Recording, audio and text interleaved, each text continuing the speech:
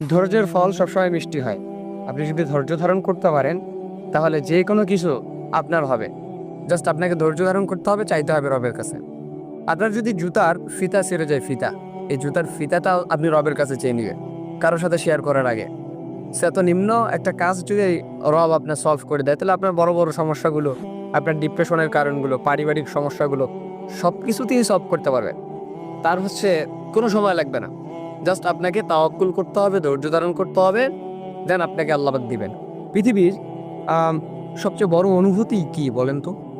পৃথিবীর সমস্ত বড় অনুভূতিগুলোর মধ্যে একটা বড় অনুভূতি হচ্ছে আপনি রবের কাছে কিছু চাইলেন, আপনার সৃষ্টিকর্তার কাছে কিছু চাইলেন, আর তিনি আপনাকে দিয়ে দিলেন।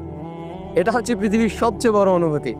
আপনি যখন ফিল করতে পারবেন যে না, আল্লাহ পাক আমার কথাগুলো শুনতেছে, আপনি যখন ফিল করতে পারবেন যে আমি ইবাদতের মধ্যে মজা পাচ্ছি, তখন আপনি অনুভূতিটা বুঝতে পারবেন যে আল্লাহ এবং আপনার মধ্যে ভালোবাসাটা কীরকম, সামঞ্জস্যতাটা কীরকম।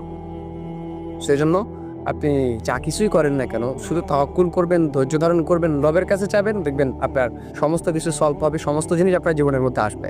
জাস্ট আপনাকে ধৈর্য ধারণ করতে হবে।